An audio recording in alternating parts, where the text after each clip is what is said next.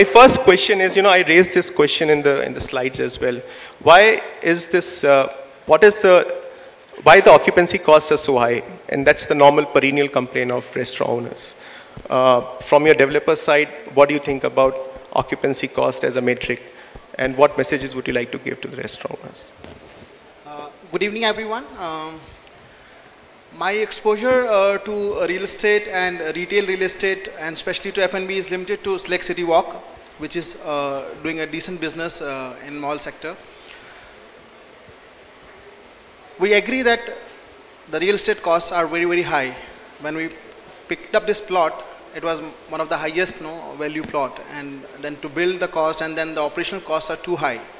So we do agree that the real estate costs are high, but it is directly proportionate to how much business we can generate from there. So it is only only proportionate to the business you generate. So if the revenues per square feet are higher, then the occupancy cost does not pinch that much. So we constantly try to work that the revenues are higher, and in our case, if you know, our food court is doing a decent business, but still we feel that it can do much better. So partnership with developer, we strongly feel that if F&B player is very, very critical. Firstly, it is very, very important to have a food court, very, very important to have good F&B restaurants and cafes.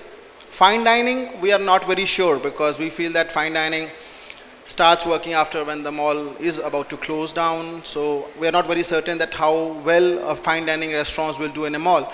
But cafes, food court, restaurants, they're very, very important. All day dining, casual dining works much better. So as a policy, we try to work very closely with retailers, F&B players, and we try to push their sales, because we feel that if they are not doing well, then it's just a matter of time, and then we'll have to replace them. Deepti, have you seen anyone in your mall, Ambience Mall, any restaurant owner, closing its operations because of high occupancy cost? See, am I audible? Yeah. See, typically the food industry per se is made up of two variety of players per se. But one is the serious lot, which are dedicated and are committed to doing the food business.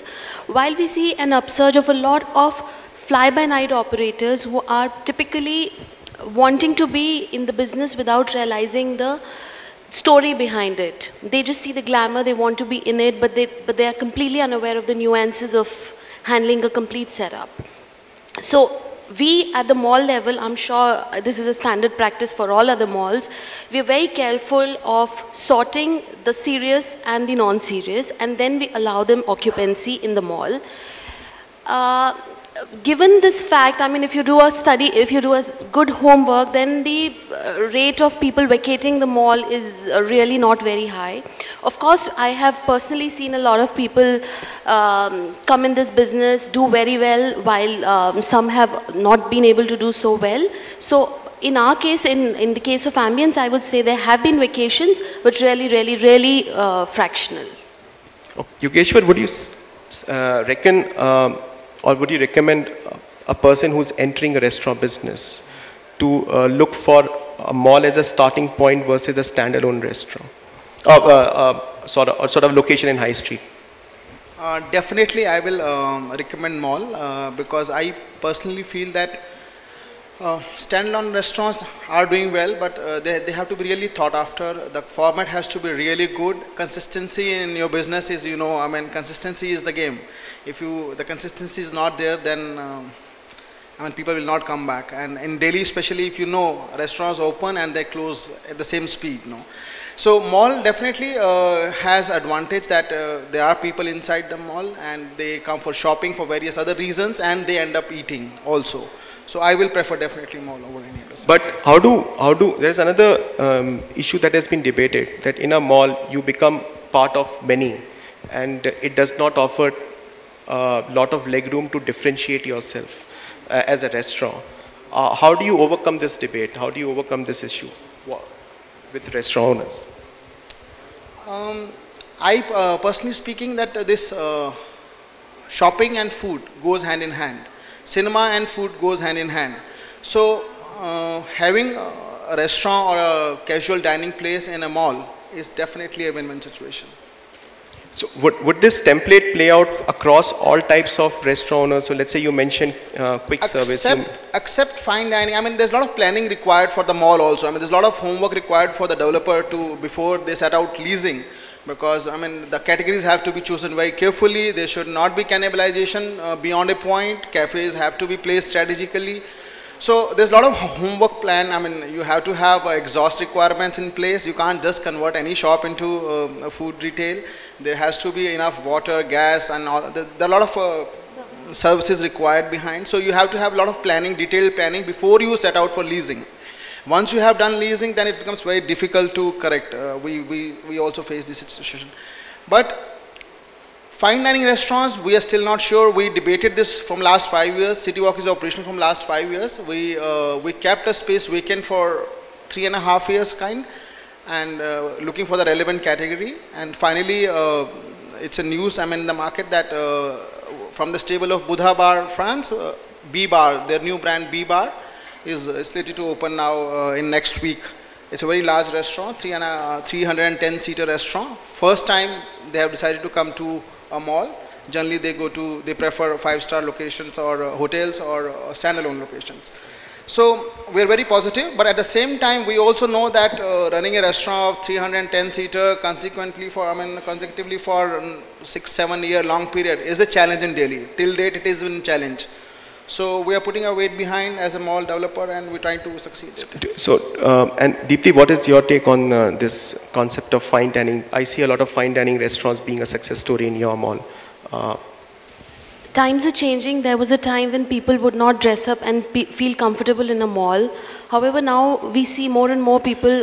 Yesterday, in fact, as a matter of fact, I think Kylan Sky Bar has won an award for the best restaurant, and they do an amazing job of a fine dine. So I think times are changing, but however, there is no thumb rule to it. It really is a function of the catchment you're sitting in. So there is no template, there's no easy template, there's no easy formula to follow. One has to be extremely sensitive and extremely careful while selecting cuisines, while sort of placing fine dine or casual dine in whatever catchment and whatever space in the mall. When you typically do a fine dine, ideal location would be where you can provide a direct access. Which is really important because you don't expect somebody who's going for a fine dine experience to walk through the mall, go through the frisking, to sort of go through the good and the bad of the mall together. So typically, I would say that it is a lot to do about balancing everything and making a win-win situation for the consumer and the restaurant owner. Yukeshwar, do you think that restaurant owners spend time in the mall, in your experience, spend time on catchment analysis and space planning, and these are some of the reasons why it becomes difficult for them to course correct if the format doesn't take off in your mall? Whatever little experience I have seen this business looks very attractive from outside, but when you get into it, it is not an easy business. So people who are really passionate about food, who really love hard work, and they are present on the floor all the time, most of the time, have succeeded. Definitely. I mean, we have a restaurant, Mama Goto, doing extremely well, Amici doing extremely well. So people, I mean, we clearly see where the senior management or the passionate person about food is involved. Definitely, the chances of success are much, much higher. But some people who try to cut, copy, paste, or just for the sake of doing it, they enter this business, and soon they realize that it is not an easy business. It is the toughest business. It is the toughest business. It's not easy.